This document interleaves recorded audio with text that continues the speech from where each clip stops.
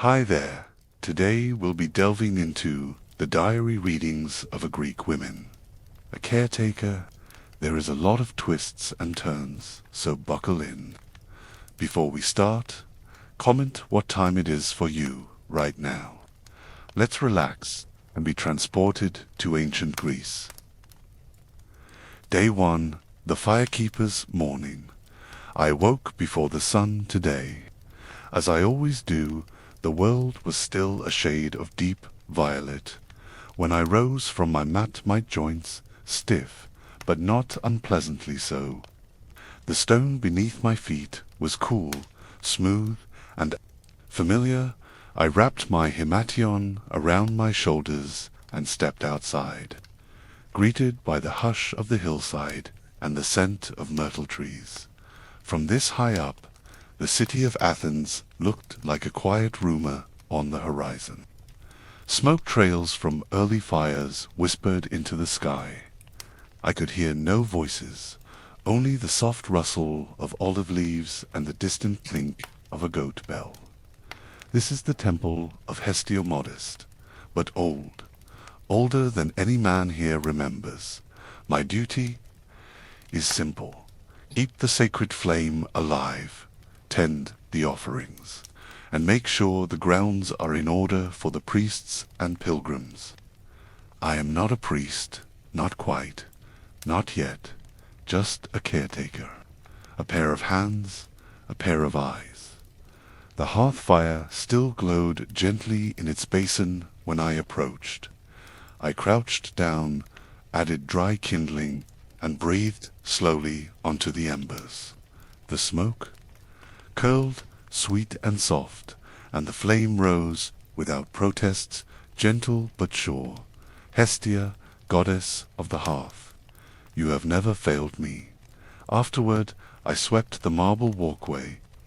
The bristles of my broom made a rhythmic sound. She as I worked, sending fallen pine needles into the wind. I greeted the household doves with a handful of barley. They cooed, their tiny feet clicking on stone, their feathers ruffled from the chill dot down below. The city was beginning to stir. I could hear it now, faint laughter, cartwheels bumping over cobbles, a shepherd's call carried by the wind. But here, in the temple, there was still peace. A young boy arrived just after sunrise. He came barefoot, carrying a small clay pot, wrapped in linen, an offering for safe travels. He whispered, placing it gently on the altar. I asked where he was going, and he said, to Delphi. My sister walks with dreams. Then he bowed and left. I watched his silhouette disappear into the morning light, and wondered what he meant. There are rumors, you know, that dreams are being stolen from the temple pilgrims, that the higher priests are writing them down and sending them off, selling them to nobles who want to know the future. I pretend not to hear these rumors when they're spoken, but they reach me nonetheless. We are told not to question the temple elders, but lately there's a scroll missing from the private archive, and yesterday I found wax from a candle that hadn't been burned in the fire pit, was crushed into the floor behind the altar. Odd, maybe it's nothing. Maybe I noticed too much. By midday, the sky turned pale blue, and the warmth settled into the flagstones. I sat in the shade of the laurel tree and ate a handful of figs. Bees circled lazily nearby. One landed on my sleeve, then left without incident. I was not afraid. I thought of my father briefly. He was a farmer. He never believed in the gods the way my mother did. They are stories, he'd say. Beautiful ones, yes, but stories. I wonder what he'd say now, if he saw me tending Hestia's flame, bowing each morning, watching the smoke like it speaks. Sometimes I think he was wrong. Other times I wonder if he wasn't. In the evening, as the sun began to lower itself behind the Acropolis, a chill crept into the air. I relit the outer torches one by one. They made the temple glow like honey poured over stone. A priest passed me in the corridor. He didn't speak, but nodded once. His eyes were tired, or maybe distracted. I wonder what weighs on the minds of men who claim to speak with gods. Now the stars are beginning to show themselves one by one, like small blessings. I sit beside the fire, writing today's thoughts into a wax tablet. My handwriting slow and careful. I will dream tonight. I can feel it. I hope I remember it clearly enough to record. Sometimes I wonder if the gods are always watching. Do they ever get tired of what they see? Day 2, the rain and the pilgrim. This morning, the rain began before I opened my eyes. It was the kind of soft, unhurried rain that doesn't seek attention, just drips quietly from the eaves, pools in the cracks of the stones, and hushes the world beneath a silver veil. When I stepped outside, the path was slick with water, and the laurel branches hung heavy, their leaves bowed with droplets. The scent of wet earth and thyme rose all around me. Somewhere in the distance, a goat sneezed. There would be no visitors today, I thought. Pilgrims do not like to walk wet roads, but I was wrong. The sacred fire was low but alive. The smoke rose slowly into the damp air, curling like incense against the grey sky. I fed it with olive wood, carefully dried from the storeroom. The wood crackled, reluctant in the humidity, but eventually gave in to flame. Inside the temple, I lit a single oil lamp and placed it near the statue of Hestia. Her stone features were gentle, neither smiling nor stern, just watching, as if waiting for someone to speak first. I whispered a simple prayer. I always do, not because I expect to be heard, but because it feels wrong not to. It was close to midday when I heard footsteps squelching up the hill path. Slow, deliberate, a single person, a man appeared through the mist. He wore a brown cloak, soaked dark at the shoulders, and carried a wooden staff worn smooth by years of gripping. His beard was long and salt and pepper, his eyes dark but kind. He paused at the threshold. May I enter? I nodded. All are welcome. He stepped inside, dripping quietly, and looked around, not like a tourist, but like someone remembering a place from long ago. He said nothing for a while, just stood by the fire, warming his hands. Then, finally, the gods are quiet these days, aren't they? I wasn't sure how to respond. I just offered him bread and figs. He took them with a grateful nod. He told me his name was Myron, said he used to be a sculptor, but now he wandered from temple to temple, offering repairs in exchange for shelter. He had tools in a leather wrap on his back: chisel, hammer, brushes. There's something broken here, he said after a while, touching the cracked edge of the altar's base. May I fix it? I hesitated. That crack had been there for as long as I could remember, but I nodded. If you feel called to. He smiled faintly and knelt, unrolling his tools on a dry patch of cloth. He worked without asking for help, just hummed softly to himself and tapped with careful rhythm. Tap. Tap, tap, pause, tap. The sound echoed gently through the temple like a heartbeat. Later, as the rain softened and the clouds began to break apart into soft light, he said something that stayed with me. There's a wrongness in the air, he murmured, brushing dust. from the stone, not just here, all over, like a harp that's slightly out of tune. I asked what he meant. He looked up at me. "I don't think the gods are angry," he said. "I think they're waiting." He left just before dusk, didn't ask for a roof or coin, just touched the flame with his hand, very gently, like a farewell to an old friend. When he vanished, down the path, the rain stopped completely. The silence left behind was different, more ... alert. I checked the altar after he left. The crack was gone, perfectly sealed, but I hadn't seen him use any plaster, just his hands, and a bit of rainwater tonight. As I sit by the fire and write this, I wonder, was he a pilgrim, a sculptor, or something else entirely? I suppose in this land those lines blur easily. The gods walk beside us, we are told, disguised as beggars, old women, children, strangers with quiet eyes. I wonder if I would recognize one if they came again. Day 3, the stolen scroll. The fire was already dying when I arrived this morning.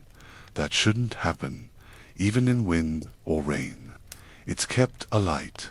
Always it's watched through the night by the night acolyte, an older man named Pylades, quiet and soft-spoken. He rarely misses anything. But today the fire was no more than a trembling thread of smoke. I stirred the ashes gently and found the embers still warm, still clinging to life. I whispered Hestia's name under my breath as I laid the kindling. It caught, but just barely. The flame rose slow, like it had been disturbed from some deep sleep. I sat back on my heels and stared at it for a long time. Later, I went to the archive chamber. I'd promised the record keeper I'd dust the scroll. Shelves today. I always take care not to smudge the ink, not to bend the papyrus, not to disturb anything that shouldn't be disturbed. But as soon as I stepped in, I felt it. The weight of something missing. There's a scroll that rests near the back, wall-bound in red twine. It's not part of the open collection. I've seen it handled only once, by one of the elder priests. He didn't let it touch the common table. He laid it on silk. Now it's gone. The space where it sat is bare, the dust undisturbed around it. A clean absence. I checked the floor. Nothing, no sign of movement. No footprints, no wax from candles, just ... gone. I stood in the doorway for a long while, listening to the wind scrape across the stones outside. No birdsong today, just the silence of missing things. After midday, I walked the outer garden paths. Sometimes that helps me think. The olive trees leaned into the breeze like tired men. The bees were quiet. I saw a raven watching from the temple roof, a rare sight. It didn't caw, just looked at me like it was waiting for something I hadn't realized. Yet in the distance I could see Athens again, alive with its usual chaos. But from here it looked peaceful. Small dot by the well. I ran into Pylades, the night acolyte. I asked him gently about the fire, why it had faded. His eyes lowered. He looked ... ashamed. "I didn't sleep," he said, "but I heard something in the night, a voice, maybe. It called my name. When I turned around, the fire had dimmed, and I felt like something had just left. I asked if he meant a person. He hesitated. No, he said softly, something else. Then he walked away without another word. In the evening, I returned to the archive, still empty, still no sign of that red-bound scroll. But this time, I noticed something strange. Imprint on the wall where the scroll once leaned. A faint shape, like heat, had touched the stone and left a memory of what was there. And carved into the shelf, barely visible, was a tiny symbol. A spiral no bigger than a fig seed. I traced it with my finger. The stone felt warm beneath my touch. Tonight, the flame burns stronger, almost too strong. The hearth glows bright, like it's eager to be seen. I sit beside it now, recording this day on my tablet. The wax is soft from the heat. Somewhere behind me, the floor creaked. There's no one there, or maybe there is. Day 4, the broken statue. The morning began with the sound of clay shattering. I was sweeping the front path when it happened, sharp, brittle, echoing down the colonnade. It startled the doves. Even the wind seemed to pause. I followed the sound to the inner sanctum, and there, lying in 3 uneven pieces across the marble floor, was the statue of Hermes. It had stood on a pedestal near the eastern wall for as long as I've been here, graceful. Balanced, carved with such delicacy you could see the folds in his travelling cloak. Now his face was cracked down the middle, and one of his sandals had snapped clean from the base. No one else was nearby.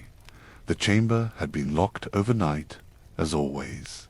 And yet, there he was, shattered, like he'd fallen in protest. I gathered the pieces gently. They weren't cold, strange but true, as though they still held the warmth of touch. I brought them to the storeroom, laid them on linen, and covered them with cloth. When I returned to the chamber, I looked at the pedestal again.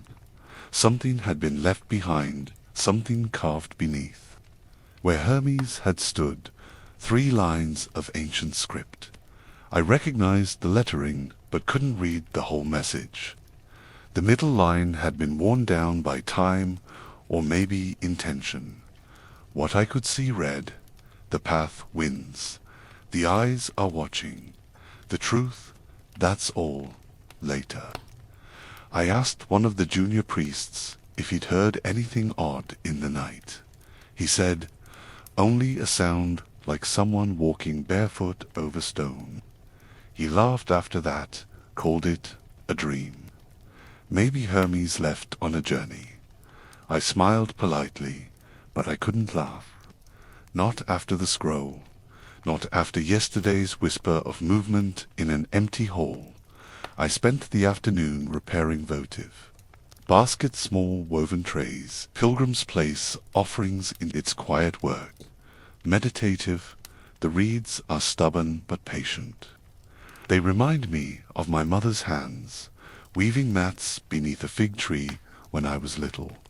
As I worked, I thought about that carved spiral from yesterday, the one etched beneath the missing scroll, and the warmth beneath my fingertips when I touched it. Now there was script beneath a statue, unseen for who knows how long.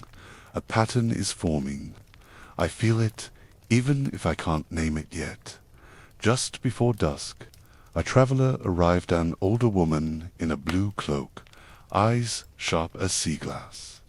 She didn't say much, just placed a small clay figurine beside the altar and whispered, "He's waking again." I asked her who she meant. She didn't answer, just walked away, the folds of her cloak brushing the wet stone steps like waves. I watched until she disappeared into the mist. Tonight, the fire burns high. I can feel its warmth on my face, even from several paces away. A single moth dances near the flame, circling it slowly. It never touches, just hovers, curious but cautious. I understand that feeling. Something is shifting here, quietly, patiently, like a god turning over in sleep. Day 5, the temple bell, first person. Slow-paced narration approximately equals 15 minutes of spoken audio. I awoke before dawn to a sound I have never heard in this place. A bellow resonant, almost too deep to be real. One long note, then silence. The air itself seemed to quiver afterward, as though the hills were holding their breath. Our temple owns no bell, yet the sound had been unmistakable, bronze struck, with purpose, echoing across the valley, sliding between cypress trunks and up the slope to my little room. I lay still for a heartbeat, listening. Nothing followed, only the soft hiss of night insects and the distant sigh of the sea. When first light tinged the horizon, I dressed and stepped outside. Stone steps, slick with dew, gleamed pale pink. The sky above Athens was clear, but a thin coil of fog clung to the lower terraces like wool dot. No bell, no wind, only the hush of dawn. I visited the hearth first. The flame burned strong, steady, amber gold. Good, whatever had sounded, the bell had not touched Hestia's fire. Still, I felt watched.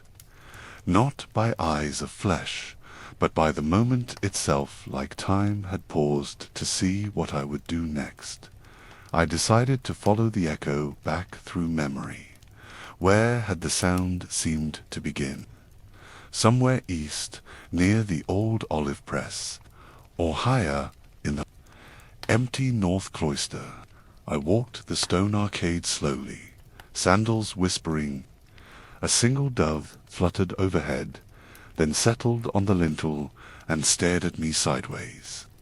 Curious dot, at the cloister's far end stands a narrow archway few visitors notice.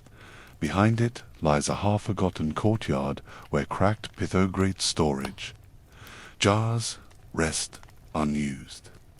No statues here, just moss and broken tiles. I stepped through the arch and felt a sudden coolness, as if shade had weight. The air smelled of wet clay. In the center of the court rose a wooden frame, a shaped support once used to hoist pithoi from wagons. Long ago, a small bronze bell had been hung from its crossbeam. Signal workers went to lift together. Had seen it in an old inventory list, but each time I'd visited before, the rope had been frayed, the bell missing. Now glinting in the early light. That bell hung whole once more. It was modest, perhaps, the span of my open hand, yet beautifully cast. Stylized spirals chased one another around its rim. A single olive branch, barely thumb-length, had been etched beneath. A new hemp rope, still smelling faintly of tar, threaded through the crown. I reached up, steadied the bell, and felt a faint warmth in the bronze, as though it had been forged only yesterday.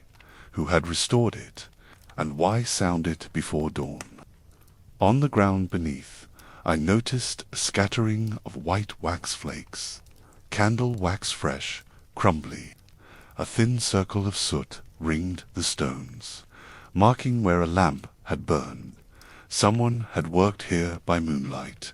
As I crouched to study the wax footsteps, approach soft, measured, I straightened to see Lysandra, one of the senior priestesses, standing in the archway. Her grey hair was plaited in a coronet. Her eyes, sharp as a hawk's, glinted in the half-light. You heard it, then, she said, not a question, but a fact. I nodded. Her gaze flicked to the bell. It shouldn't be here. Who restored it? I asked. She exhaled. That is the question of the morning, isn't it? For a moment we simply listened to distant cicadas warming their wings to the hush between us.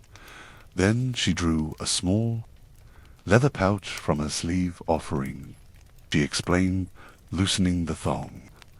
Left at the door while we slept. Inside lay a handful of barley, a sprig of dried laurel, and a tiny seashell painted lapis blue. From whom? I asked. She shook her head. No name, only a strip of linen marked with that same spiral you found behind the altar. Her fingers traced an invisible curl in the air, thoughtful, uneasy. I felt a chill despite the growing warmth of dawn. Together we lowered the bell, wrapped it in cloth, and carried it to the storeroom, where Hermes's broken pieces still rested. The air in that chamber felt nervous, as though objects remembered being disturbed. We set the bell beside the linen-shrouded statue fragments. The bronze no longer felt warm. Lysandra placed the pouch of offerings on a shelf. "We'll consult the elders," she said at last, but quietly. No cause for worry among the pilgrims. She offered me a faint smile, more duty than comfort, then left, soft sandals whispering down the hall. I remained staring at the bell, listening. No echo, no heartbeat in bronze, just my own breath, slow and steady. I spent the late morning tending the herd beds outside the kitchen lavender. Time, earth beneath fingernails, calms wandering thoughts. Bees moved lazily from bloom to bloom, their hum like distant lyres. While I worked, clouds gathered over the sea, piling high like white mountains. Thunder rumbled once far away, almost timid. The air tasted of rain to come. I thought about the missing scroll, the shattered statue, the bell restored in darkness. Separate notes of some hidden melody, perhaps a hymnal one had taught us, now playing itself in secret corners. The gods are waiting. Myron, the sculptor, had said, but waiting for what? Just after sunset, a cool wind arrived, carrying hints of rain but no storm. The torches along the path guttered and hissed, their flames dancing in sudden gusts. From the archive window I watched Athens below lamps, flickering like scattered embers. Somewhere down there people feasted, argued, sang. Here the temple whispered. I found myself listening for the bell again, half wishing, half fearing it would sound. But night deepened without a note. Before retiring, I visited the hearth. Fire glowed, steady, calm. I fed it a single olive branch, watched the wood catch, crackle, settle. In the hush I spoke aloud, not a formal prayer, just a thought given voice. Who rings the bell, and what do you wish of us? Only the flame answered, sighing softly, sending sparks upward like tiny questions. They rose, faded, left darkness behind. I sit now in my small chamber, stylus poised above the wax tablet, recording these events. A candle flickers at my elbow. Its light gilds the walls, turns shadows to gentle folds. Outside, the first raindrops tap the shutters, slow, patient, promising dreams stitched with the scent of wet earth. If the bell sounds again, will I wake? Will I follow its call deeper into the temple's heart? I do not know. For now I breathe in the rain-cool air, close my eyes, and let sleep approach like a quiet companion. Whatever message lies beneath these small mysteries, it will reveal itself in the fullness of time. The gods do not hurry. Nor, tonight, will I dot day 6 dreams, written in ash this morning. The sky was the color of old wool. No sunrise, just a slow brightening, like the world waking reluctantly beneath a thick blanket. Rain had come in the night, not hard but steady. The ground outside squelched beneath my sandals, and the leaves of the fig trees hung heavy with silver droplets. I made my way to the hearth, expecting the usual warmth to greet me. Instead, I found silence, not cold, no. The stones still held a lingering heat, but the fire itself had burned down to a soft grey bowl of ash. The kind of ash you don't want to disturb too quickly. The kind that seems arranged. I crouched beside the hearth and peered closer. Something had formed in the embers. Not quite writing, not letters, but not random either. 5 curved marks, arcing from left to right, thin lines trailing off as if drawn by a fingertip, not stylus, a spiral near the center, shallow but clear. I didn't move. I simply stared and felt my heartbeat slow. I remember what Pylades said a few days ago, that he'd turned away from the fire and felt something. Leave had it returned. I didn't call for anyone. I didn't sweep the ashes. I just sat, let the silence wrap around me, listened to the faint crack of stone cooling, the sigh of wind through the shutters. After a time, I stood and fetched the stylus and wax tablet from my chamber. I copied the shape as best I could, stroke for stroke, afraid I'd forget. When I returned, the ash had shifted slightly. The marks were less distinct. A breeze, perhaps, or a message that only wished to be seen once. Just before midday, I heard someone enter the temple barefoot. I rose from tending the storeroom, herbs, and followed the sound-soft feet on wet stone. A whisper of breath. A young girl stood by the altar, maybe 10 years old. Her cloak was too large for her, damp at the hem. She looked up at the statue of Hestia with eyes that didn't blink enough. Eyes that had seen too much, too young. I asked if she was lost. She shook her head. "I'm waiting," she said. "For whom?" She turned slowly to look at me. For the dream to come back. Then, without another word, she left. No adult waited for her outside. No footprints marked the path she'd come by. I returned to the hearth. The ash had settled into a smooth, unbroken surface, like nothing had ever disturbed it. But the scent was strange now.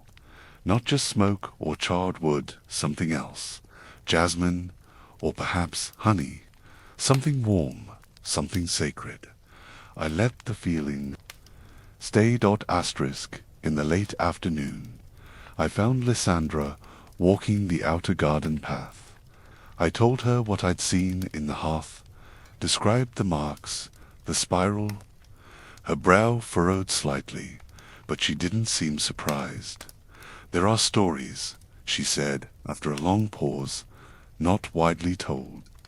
Whispers among older priestesses that the gods leave messages not just in visions, but in the residue of sacred things.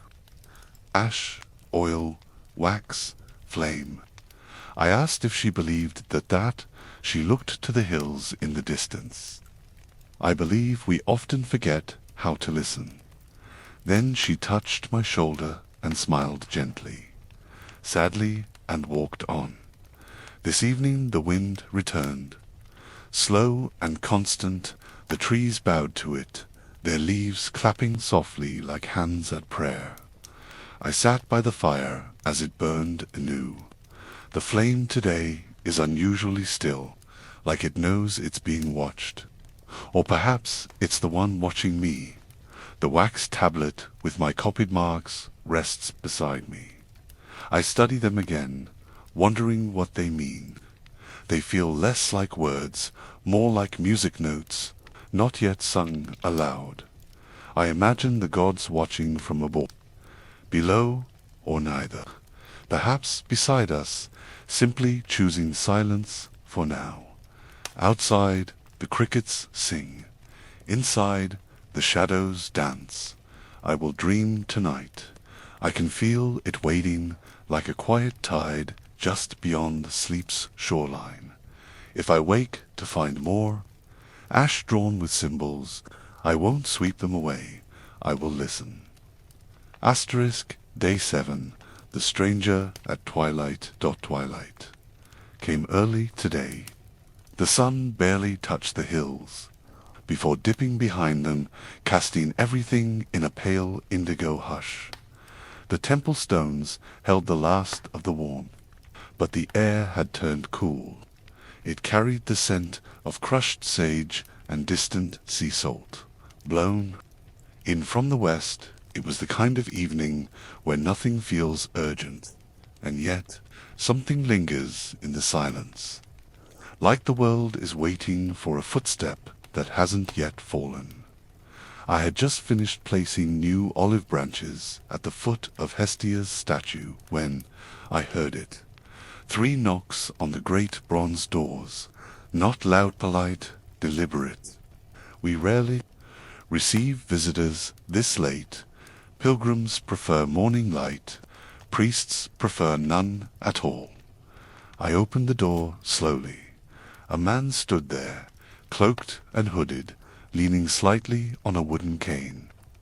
His hands were weathered but clean. His cloak, though faded, bore the simple emblem of Hestia-woven thread on the shoulder, worn nearly invisible. He looked up at me with eyes like still water. "I've come home," he said. I led him into the entry hall, where the torchlight flickered gently. He removed his hood, revealing a face lined with age, but held with quiet dignity. Gray in the beard, dust in his boots, eyes sharp but not threatening. I asked his name. He smiled faintly. "I was called Thales," he said, "acolyte here, many years ago. That name didn't appear in any of our current records. I read every one I left before your time," he added, as if reading the doubt in my silence. "During the fire of the lower terrace, when the temple wall cracked, I blinked. That story was legend. We speak of that wall only in parables. The earth opened, and the goddess preserved her flame when all else fell." "You were here then?" I asked. "I lit the flame that day," he said softly, "and I saw what rose from the crack. We sat together beneath the laurel tree as the light faded." He did not speak like a man returning from the world of men. He spoke like one returning from the edge of something else. "I've walked far," he said. "Mountains, rivers, silence, cities filled with noise and hollow temples, but always I was drawn back here." I asked him what he sought. He didn't answer immediately. Then, "Do you dream?" "Yes," I said. "Often lately." He nodded. "Good. The gods speak more freely to those who sleep." I asked him if they had spoken to him. He paused. "Only once, and only to warn. The hearth must remain lit," he said. "No matter what is said, no matter what is offered." I didn't understand. He continued, "There will come a choicer gift that looks like wisdom, wrapped in gold and carved in law. They will say it's from Olympus, but it will not be." My heart was still, my breath slow. He leaned in closer. "Not all who wear robes serve the light," he whispered, "and not all flames burn for warmth." Before I could ask more, he stood. The twilight had deepened, turning the temple's marble to lavender and shadow. "I must leave before the night grows cold," he said. I asked where he would go. "Only as far as I'm needed.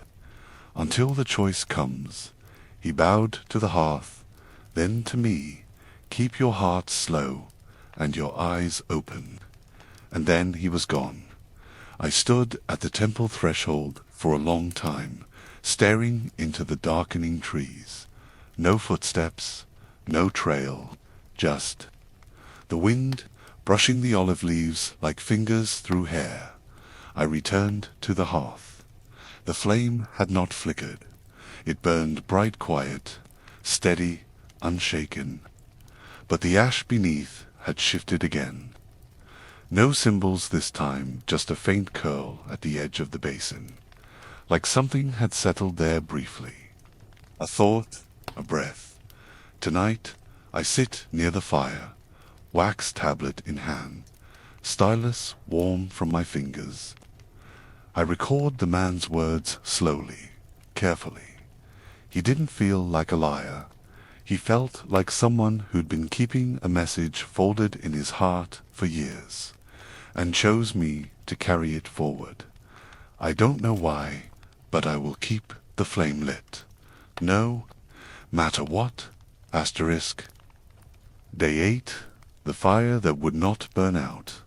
The fire was still burning when I awoke. Not unusual in itself. But the light was stronger than it should have been. I could see it from my chamber flickering gold across the far wall, brighter than any dawn should be. For a moment I thought it was sunrise, but when I stepped outside, the sky was still dark, just the faintest silver behind the mountains. The fire had not dimmed. If anything, it had grown. I hurried to the hearth, bare feet cool against the stone floor. There it was alive, roaring softly, like it had found new breath during the night. The flames rose higher than usual, yet they made no smoke. The heat was gentle, not fierce, despite their size, and the color, it was not just orange or gold. There were hints of blue at the base, a shimmer of violet near the edge, like the surface of a calm sea under moonlight. I stared, unmoving. The flame did not waver. It watched me.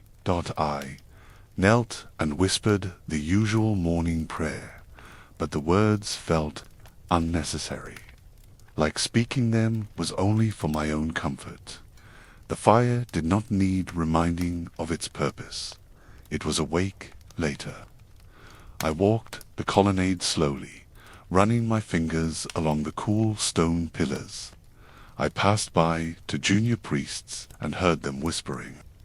Not about the fire, but about scrolls again. One missing, one returned, but different. They don't read the same, one said, as if the ink rewrote itself. The other just nodded, glancing around before falling silent. I kept walking, saying nothing. In the midday sun, I visited the garden. The olive trees looked brighter somehow, not greener, brighter, as if the light around them had thickened. I plucked a small branch, rubbed the leaves between my fingers. The scent was stronger than usual, more fragrant, more aware. Everything feels that way now, not haunted, not cursed, just watching. In the early afternoon, High Priest Calamenes summoned me. He rarely speaks directly to the lower attendants, but today he sat alone beneath the canopy of the inner court, robes gathered neatly at his knees, sipping goat milk from a shallow cup. "You've been near the fire often," he said without looking at me. I nodded, yes. Hierophant. He stared at the flame visible through the far archway. "It does not sleep," he said quietly. "No," I agreed. He was silent a moment, then added, "That may not be a blessing." I didn't respond. He turned to me then. His eyes were not cruel, but they were tired, lined with knowledge, heavy, enough to bend a mountain. "Do you know the story of Prometheus?" he asked. Yes, I replied. He stole fire from the gods, gave it to mortals. Calamines nodded, and for that he was bound to a rock and torn open every day. He sipped from his cup again. Do you know why the gods punished him? For giving us something divine, I said. He smiled faintly. Yes, but also for reminding us that divinity could be touched, held, misused. Then he looked away. Fire does not want to be contained forever, he murmured by the time I returned to the hearth. The sun had begun to lower behind the hills. The fire was still burning, unchanged, as if the day had never moved. I reached into the storage jar and took only one small olive branch. I held it over the fire, but didn't place it in. I watched the flame, leaned toward it, not hungrily, but gently, as if curious. Then I drew the branch away and laid it beside the basin. The fire didn't seem offended. Tonight, I feel sleep coming more slowly. The air hums faintly like distant lyres being plucked beneath the earth. As I sit near the fire, tablet in hand, I begin to wonder if I dreamed it all. The bell, the symbols, the barefoot girl, the man called Thales. But then I glance again at the flame, and I know none of it was dreamed or perhaps all of it was. The line between dream and memory has grown thin lately. I walk through both now, without knowing where one ends and the other begins, but always the fire remains, and it burns without permission. Day 9, the shadow in the archive awoke. Sometime between night and morning, the hour when dreams begin to forget themselves. There was no sound, yet I woke all the same, a feeling more than a noise. Like being nudged awake by thought alone, I rose quietly, not even wrapping myself in my cloak. The air was cool, but not cold, the kind of air that feels deliberate, like it has purpose. From my chamber, the path to the archive was only 12 steps. I counted them without meaning to. 1, 2, 3. Each stone a little warmer than the last. When I reached the archive hall, I saw something move, just a flicker, a presence without form, there and then not. Not a person, not exactly. More like the shadow of someone deciding whether or not to be seen. I didn't speak, didn't move. The silence of the archive felt thicker than usual, soft as wool, dense as fog. The smell of old parchment and wax oil hung close to the floor. I walked slowly past the scroll shelves, everything in its place. No wind, no flame, just stillness. And yet, something had changed. It took me a moment to find it. Low on the wall, near the base of the shelving below eye level, nearly behind a cracked clay vessel, was a mark. Not drawn, not painted, not carved. It was shallow but precise. Not fresh, but not worn either. A spiral again, but larger this time. For curls looping inward like a seashell or a sleeping snake. Beneath it, 4 lines of text, older than any scroll. In the archive, not written in the common tongue, I recognized only 2 words, P.H.S. and Kleistos, light, sealed. I reached to trace the carving, and the stone was warm, again, always warm, where it shouldn't be. I lit a nearby lamp and sat on the floor beside it. There I remained until the morning light crept in, studying the mark, feeling the air shift around it, like the wall itself was breathing dark. No footsteps ever came. No one passed through the colonnade, And yet I had not been alone. By the time I returned to the hearth, the sun had risen. The fire was calm, today lower than the day before, but still steady, still impossibly awake. It did not seem to miss me, or perhaps it had simply grown used to watching without expectation. Lysandra came to find me around midday. She said nothing at first, just looked into my eyes for a long time, and then asked, "You saw it, didn't you?" I nodded, yes. She didn't ask what. She only said, "It's been waiting for someone to notice." Then she placed something in my hand, a piece of charcoal, smooth, flat, used, not a word, just a gift, or a tool. Then she walked away. Sandals silent on the stone, asterisk. The rest of the day passed like a breath you forget you're holding. I swept the upper walkways, tended the herb jars, brushed ash from the marble basin around the fountain. Ordinary tasks, familiar motions, but my mind never left the carving dot light. Sealed, it felt like a lock.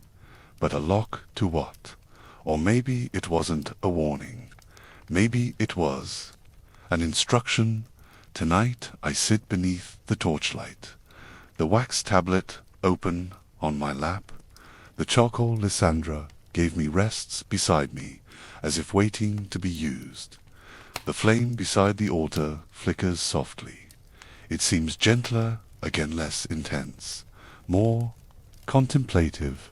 I think of the shadow I saw, or imagined, or dreamed.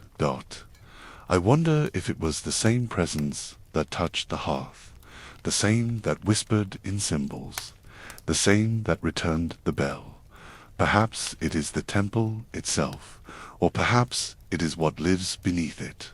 For now I listen and I wait. Day 10. The secret beneath the floret rained hard last night. Not a soft blessing from the sky, but a downpour with weight thunder like distant drums. Lightning flashing behind the hills, like someone searching for something with fire in their hand.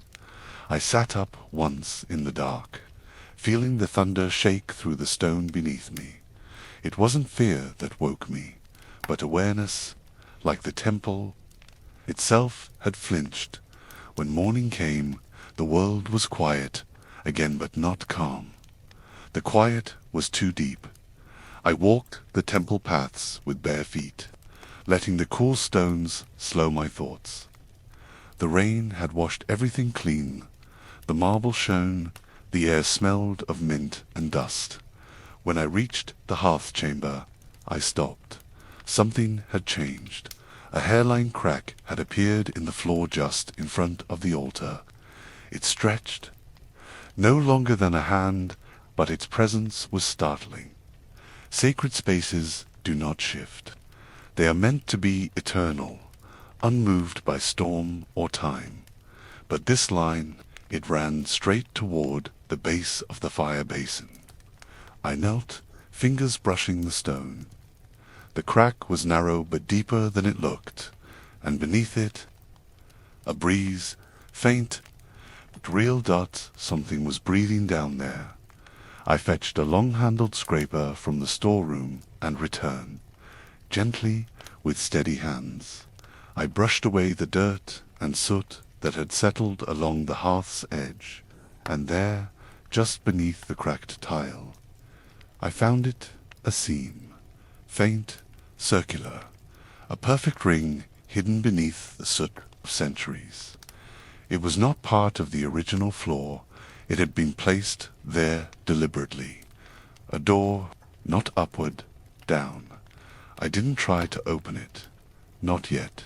I sat beside it.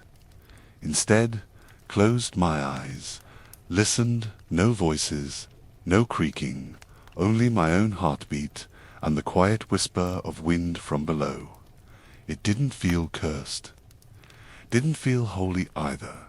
It felt forgotten, I told no one at first, but in the late afternoon I found Lysandra again, this time in the garden, trimming dead laurel leaves. I told her everything. She didn't react with fear, only silence. Then she said, "When I first arrived here, they told us never to disturb the floor near the flame, not because it was dangerous, but because it was sacred and sealed." I asked if the elders knew what lay beneath. "They know stories," she said softly, "but they don't all agree on what's true. And those who go seeking often don't return the same." Tonight I sit beside the hearth. The flame flickers calmly, seemingly unaware or uncaring that its foundation has shifted. I keep glancing at the floor, where the crack glows faintly with reflected firelight. It does not widen, but I can't unsee it now. Was this what Thales meant? Was this the choice the fire would offer? Something has been waiting beneath us, not in malice, not in rage, but in stillness, in silence, like a thought kept secret too long. I will sleep with my hand resting near the crack tonight. I do not know why. It just feels right, and if I dream, I hope it speaks to me in warmth. Day 11, the whisper beneath the stone I lay beside the hearth last night, as I said I would. The crack in the stone now seems like a natural part of the chamber, as though it has always been there, only waiting to be noticed. The fire burned low but steady, casting soft gold patterns on the walls. The air was warm, the silence fuller than usual. I placed my palm gently against the stone floor, just beside the fracture. It was smooth from centuries of footsteps. Yet there, in that small space, it felt different. Cooler, not cold, just aware. It didn't come as sound, not a voice in the air or a murmur in my ear. It came through the stone, a sensation more than words, a vibration, something ancient and thoughtful, like memory itself had stirred. And then, slowly, meaning emerged, not in language, not in symbols, just a question. Will you keep the flame even when no one watches? It wasn't a test. It wasn't accusatory. It felt like a hand extended in the dark, and I knew the answer. Yes, I thought not out loud, but in the quiet space inside me. I kept my hand there a while longer. The stone warmed then. The sensation faded like mist lifting from skin, and I slept right there beside the fire. When I awoke, the crack had not widened, but I noticed something new, a line of soot curling gently around its edge, like the fire had left a kiss in the night. The flame was steady, calm.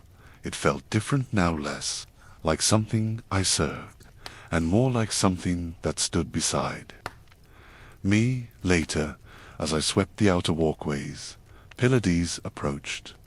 He rarely speaks unless he must, but today he looked troubled. He sat beside me in the shade and said, quietly, "There is a dream I have had 3 nights now. Always the same.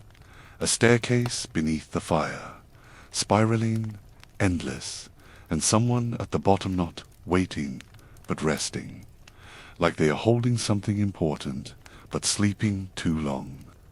I said nothing at first. Then, "Have you told anyone else?" He shook his head. "Only you. I think you're meant to hear it." Then he stood and walked away. When I returned to the hearth, I noticed a faint swirl in the ash at the edge of the basin. A spiral again, but more open this time. Not tightly coiled, but gentle, unhurried. I didn't clean it away. Instead, I placed a sprig of lavender beside it, a gift for whatever rests below. Tonight, the flame glows blue at the edges again. The chamber feels softer somehow, not warmer, just more patient. Like time moves more slowly here. I sit beside the crack, not with fear, but with peace. Whatever speaks beneath the stone has no rush. It has waited this long. It can wait longer, but I feel something approaching. Not danger, not prophecy, a decision. I will sleep here again tonight, not as a guard, not as a priest, but as a witness. Whatever this is, whatever stirs below us, it does not want worship. It wants remembrance, and I will remember. Asterisk, day 12. The door opens. The door opened this morning, not with ceremony, not with noise, just slightly a shift. I hadn't touched it, hadn't even approached the crack yet. I had only risen from sleep, bare feet on the same old stones, breath still full of dream, and noticed the seam in the floor had changed. What was once only visible if you were looking for it was now clear, a circle marked by a subtle dip in the stone. Maybe the rain had worn it down further, or perhaps the fire's heat loosened something below, or maybe it was ready. I knelt beside the crack and ran my fingers along its edge. The stone was warm, warmer than the air, but not burning. I pressed gently with my fingertips, tracing the circumference. There was a hollow beneath the lip, barely noticeable. A ring forged of bronze or iron, now exposed by shifting earth. I slid my fingers into the groove and felt it, the weight of something meant to be moved, but I didn't lift it. Not yet. Instead, I whispered a simple phrase, not a prayer, but a greeting. If you are still here, I see you. I waited. The floor stayed still. The fire flickered softly, unbothered, but something in the air changed, a pressure like standing beside the sea at night, just before the tide turns. Later, with the sun high and the temple quiet, I returned. This time I brought no tools, no torches, only oil for the lamp and a clean cloth. I wrapped my hands in linen and slowly lifted the ring. It moved without resistance. The stone circle shifted upward with a gentle groan, and beneath it, dust falling like sand through fingers, was a passage, narrow, carved, leading down. Just 7 steps at first. Then darkness. I held the lamp inside. The flame danced, but did not die. The walls below were smooth, but etched with curling shapes, spirals, again overlapping, ancient. They shimmered faintly, like something in the stone remembered light. I did not descend, I only looked, and from that opening, no smell of damp, no rot, only the cool scent of still air, of quiet, of waiting. I lowered the ring back into place. Gently, the stone fit snug once more, almost as if nothing had been disturbed. I placed my hand on the cover and whispered, "Not yet, but soon." I spent the afternoon in silence, pending small tasks, mending the offering baskets, scrubbing the stone near the fountain, polishing the brass lamp holders. I did not tell the priests. Not yet. Some knowledge asks to be carried, not shared, and I feel no fear. Only the weight of something vast, resting beneath us like an unopened letter from a loved one long gone. As the sun lowered behind the hills, I sat beside the hearth once more. The flame burned low, no content, almost sleepy. as if it, too, was watching, as if it had nothing more to say for now. I laid my tablet beside me, unmarked. There are no words tonight that feel urgent, only the feeling of being near the edge of something holy, and choosing to remain still. Tonight I will sleep near the sealed door, not to guard it, just to be close. The fire watches the world, and now I watch what sleeps beneath it.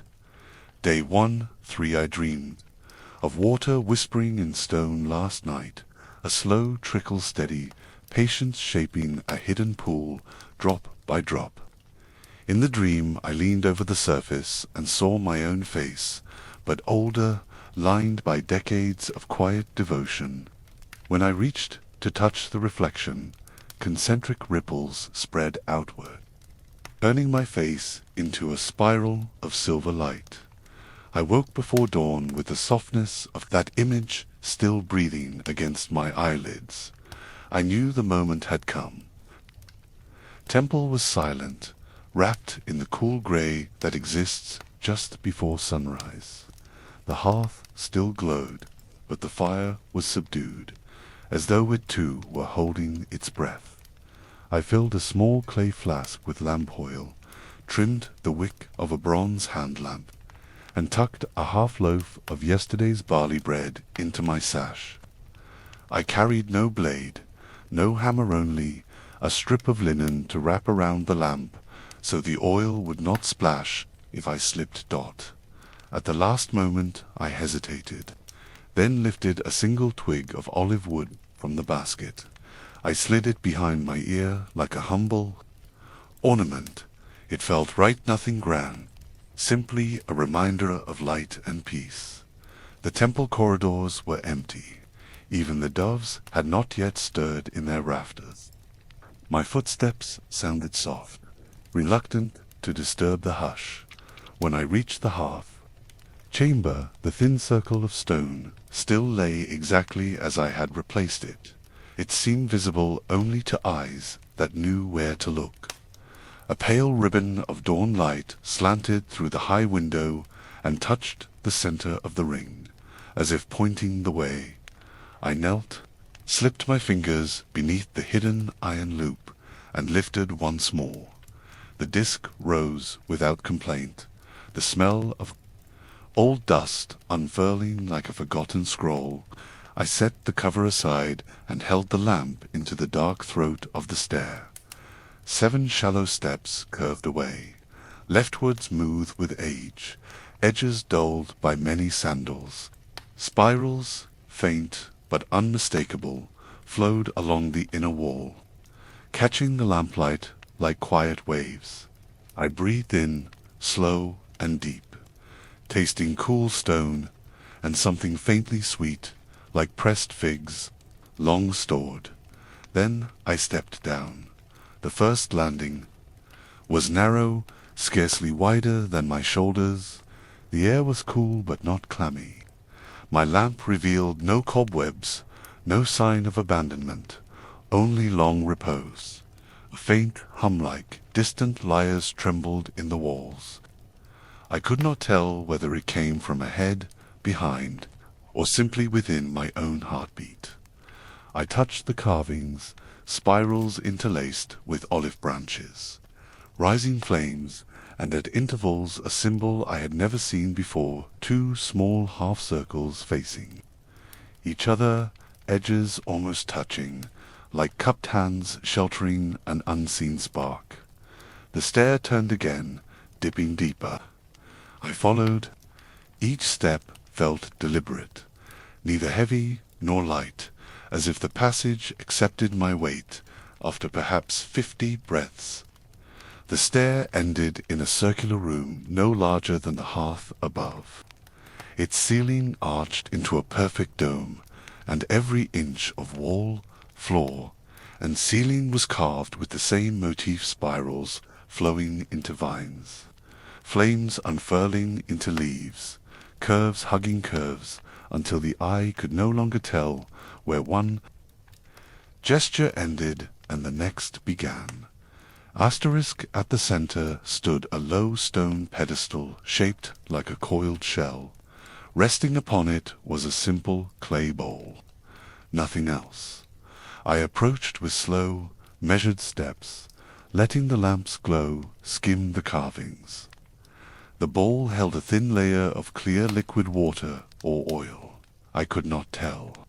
Its surface was utterly still, reflecting the lamp flame like a tiny amber moon. I knelt and waited. No voice greeted me, but presence filled the chamber, patience. So complete it felt alive. I dipped 2 fingers into the liquid. It was slightly warm, as if the stone itself exhaled kindness. Tiny ripples spread, and for a breath the reflection broke apart into concentric ring spirals again. Echoing carvings, the hum in the walls deepened, resolving into a rhythm like waves against a harbor at night. I closed my eyes and listened. A memory bloomed on mine, yet felt as my own. Workers carrying sacred fire across hills under moonlight, singing hushed hymns. They lowered the flame into this place, sealing it until a keeper pure of heart should come, not to unleash power, but to remember why the flame was given, to bring warmth, to invite community, to remind mortals that divinity lives best when shared gently. The vision faded like mist in sunlight, and the chamber fell quiet once more. I withdrew the olive twig from behind my ear and held it over the bowl. Its small leaves trembled in the lamplight. Without thinking, I broke the twig in 2 and dropped the pieces into the liquid. They floated, then slowly turned, forming a spiral that mirrored every carving around me.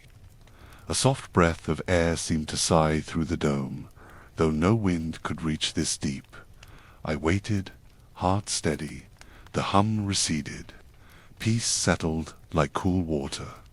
I lifted my lamp, bowed my head, and whispered, "The flame is tended, the memory kept." There was no reply, yet I felt accepted, like the final note of a long song finding its rest. I climbed the stair slowly, each step lighter than the one before. When I reached the hearth chamber, dawn had matured into full morning. Sunlight painted the marble gold. I replaced the stone cover, fitting it smoothly into place. The seam vanished in ordinary daylight. The hearth's fire greeted me with a soft crackle. I added a fresh branch, and the flames rose briefly, sapphire at the core. Then they settled calm content. I told no one of the descent. Not yet.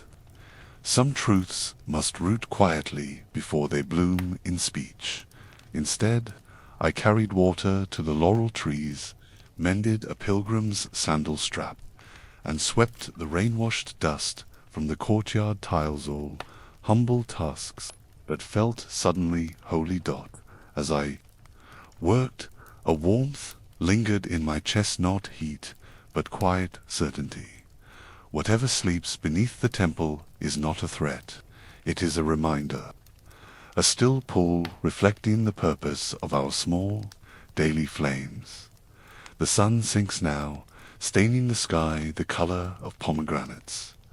Crickets begin their thin chorus among the olive groves. I sit by the hearth, wax tablet on my lap, lamp at my side. I find I do not wish to record every details.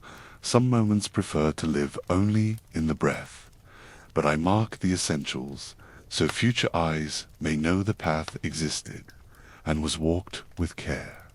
The fire shimmers, steady and modest. It needs no great blaze to be divine. Its holiness is in its constancy. And I, caretaker, dreamer, witness am, content to keep it so. Day 14 echoes. On the wind has changed. It still moves softly through the cypress trees and along the outer walls, but it carries something new now. A whisper not, a voice exactly, but the suggestion of one. Stories riding invisible paths across the valley, winding upward toward the temple. I hear them at dawn most often, not loud, not clear, just fragments. The girl with the bright eyes said the flame blinked at her like it knew her name. They say, if you walk the hillside in silence, you can feel the heartbeat of the stone. A stranger touched the altar and cried without knowing why. They come from the city below, from pilgrims, from farmers, from people who don't know each other, but whose stories somehow rhyme. I still rise early. I still sweep the stone and feed the doves. I still keep the fire steady, but everything feels lighter now. Not because mystery has left us, but because I've stopped holding it like a question that needs an answer. It simply is. The spirals beneath the hearth remain sealed. I check the cover each morning, not from fear, but from habit. And still, the seam is smooth. The silence below feels restful now, like a chamber that no longer calls for company. More visitors have begun to arrive. They don't come in droves, and they rarely stay long, but each leaves something behind. A woven bracelet, a flower pressed flat, a few copper coins placed not for favor, but for gratitude today. An old woman brought a bundle of time wrapped in cloth. She said her grandson had walked past this temple a year ago and dreamed of a flame that listened. He had since become a teacher. Quiet, patient, she believed the dream had stayed with him, shaping the way he lived. She smiled at me gently, so I came to thank the fire. The priests still perform their duties. Lysandra still watches with calm eyes.